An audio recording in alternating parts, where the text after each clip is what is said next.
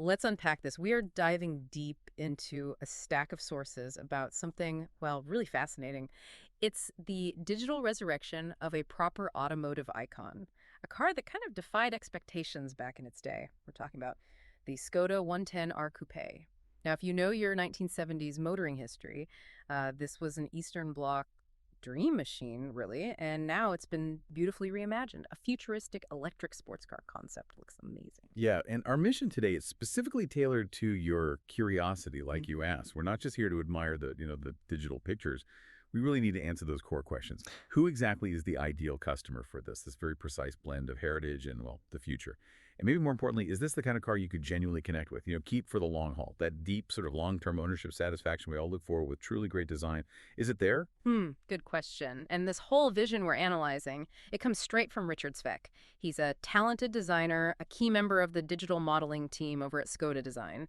So he's the person who was tasked with blending this legendary spirit with cutting-edge electric tech. It's a heck of a design challenge, isn't it? Balancing that respect for the past with a forward-looking mandate. And I think to really appreciate the electric concept, you first have to understand the original icon. Its quirky charm. Absolutely. Let's set the stage. The original Urco, right? That's what enthusiasts call the 110R. Launched way back in 1970.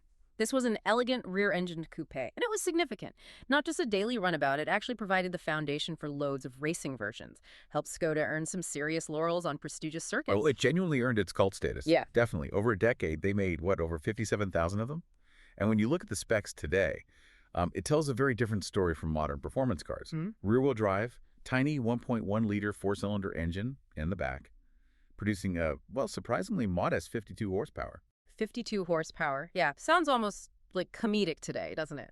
But the car's personality, it wasn't really defined by raw speed. It was more about its incredible lightness and those eccentric details. That's the crucial bit, yeah. The lightness defined its handling, its feel. It weighed just 880 kilograms curb weight. I mean, tiny. Took a leisurely 19 seconds, roughly, to get from 0 to 100 kilometers per hour. But just imagine trying to get that weight today with EV batteries. That figure, 880 kilos, it's like a conceptual benchmark that digital concept has to somehow honor. And here's that detail that makes the 110R truly memorable, I think. Because the engine was in the back, its weight distribution, like 43.57, it actually resulted in two trunks. One under the front hood, the frunk we'd call it now, and another smaller one tucked behind the seats. Eccentric practicality, that's a great way to put it. A design born from necessity that just became part of its soul, its character. Exactly. So capturing that unique soul without just, photocopying the bodywork, that must have been the toughest job for Sveck and his team. That sort of functional quirkiness, it has to be translated into a modern language somehow. Which brings us right to the core of the electric concept's philosophy. Yeah, this is where it gets really interesting for me. Richard Sveck, he was apparently quite adamant about his design mandate. It had to be explicitly not retro. He consciously chose to avoid nostalgia being the main driver. Right. He was focused on creating a completely new, innovative form. A shape that, integrates subtle nods to the 110R's character, sure. But the priority was always contemporary, future-proof design. Sveck's personal passion, apparently, is for elegant cars.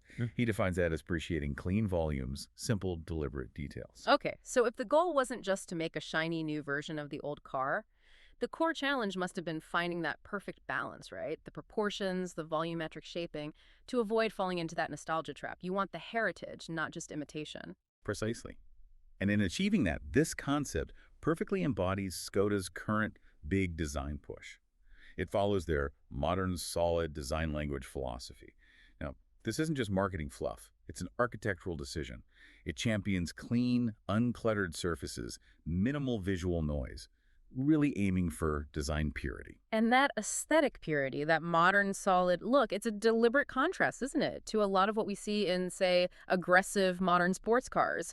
Vehicles covered in vents and creases and complex angles, stuff that often ages pretty quickly. It is. The intent here is innovative, modern, distinct, but also to feel like a timeless spiritual successor to the 110R.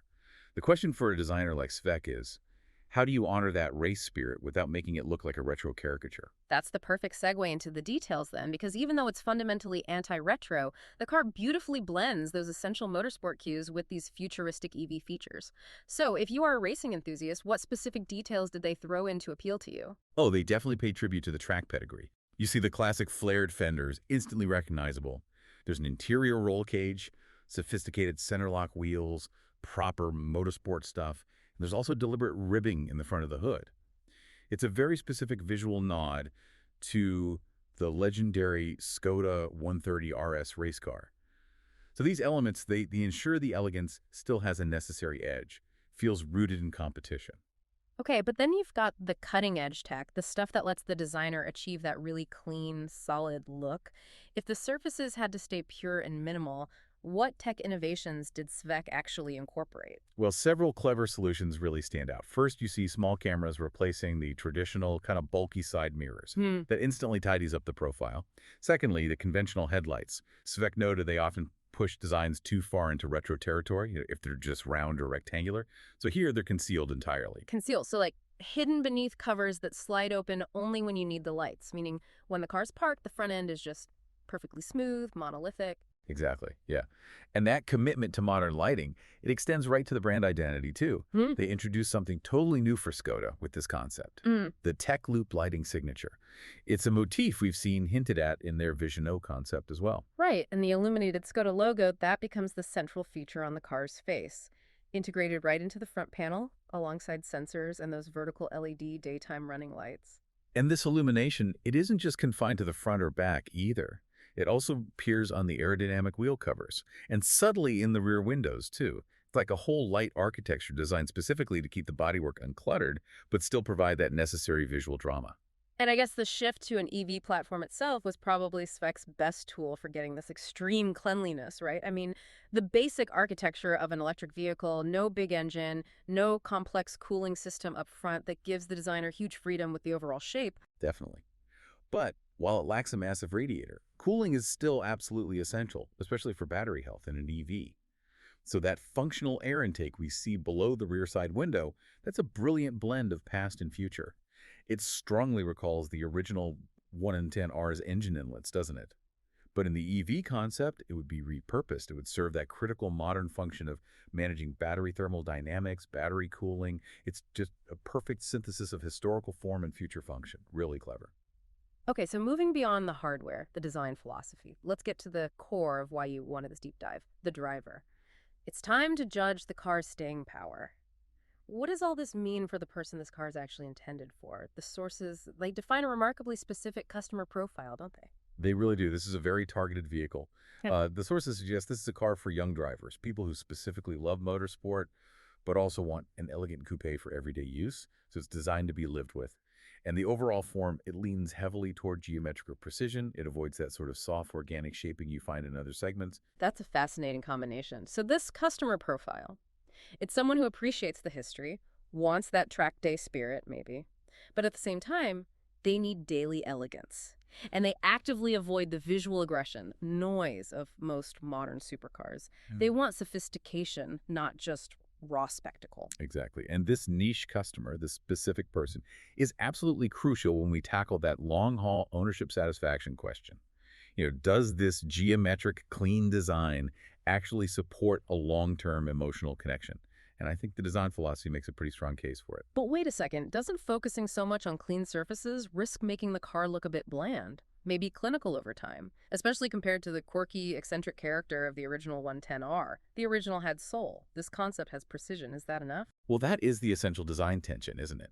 And I think the way Svek handled those heritage details, like the flared fenders, the illuminated logos that prevents it from just becoming a sleek appliance, Yeah. the focus on clean, precise geometry, minimal visual noise.